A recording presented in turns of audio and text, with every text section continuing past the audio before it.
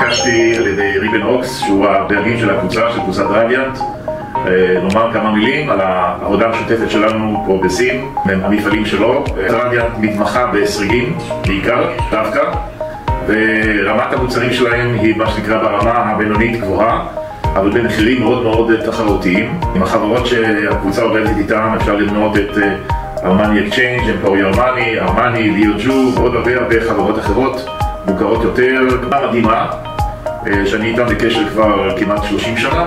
קשור, בוא נאמר, למדינות שונות, בעיקר מדינות אירופה, ודרום מזרח אסיה וגם המזרח התיכון. אין הרבה מה לומר, הקבוצה הזאת ברמות שקשה מאוד למצוא היום בשוק.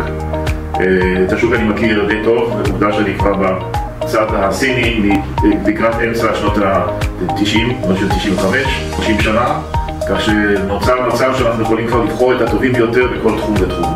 בסרגים, כמו שחזרתי, שוב, קבוצת רדיאנט לדעתי אחת מהקבוצות המובילות והטובות ביותר.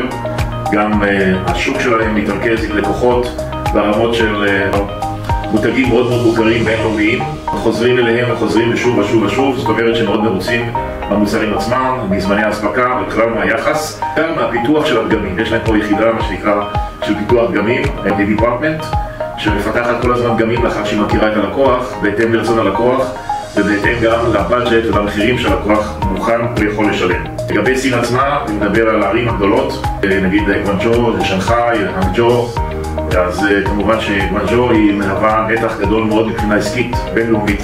חברות שמגיעות לגואנג'ו, לאו דווקא לקבוצת רדיאנט, כמובן גם לקבוצות רבות אחרות, גם בייצור של דנים, של ג'ינס. אלה למעשה שני התחומים העיקריים שבהם אני עוסק כרגע.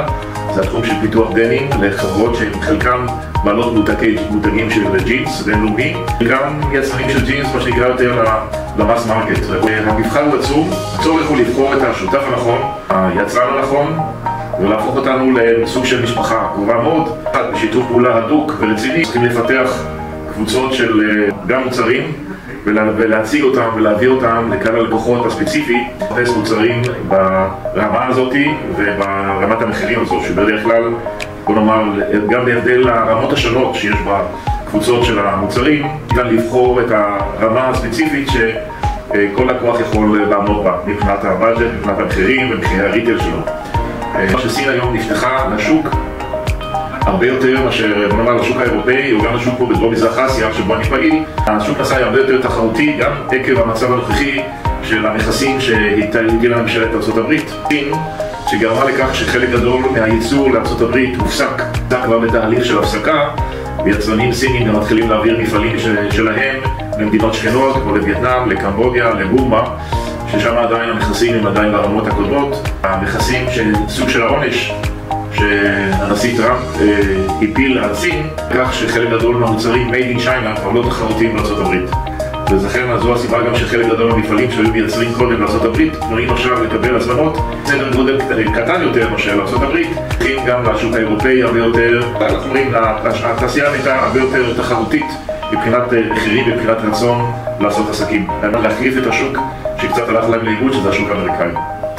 אני מאחל לכולנו שנה מוצלחת, שנת 2025, גם לאלה שמתעסקים באופנה ולאלה שבכלל עדיין בעסקים, בכל עסק שלו יהיה, בכל קטגוריה שלו תהיה. שנה מבורכת, טובה, שמחה ורצון להמשיך.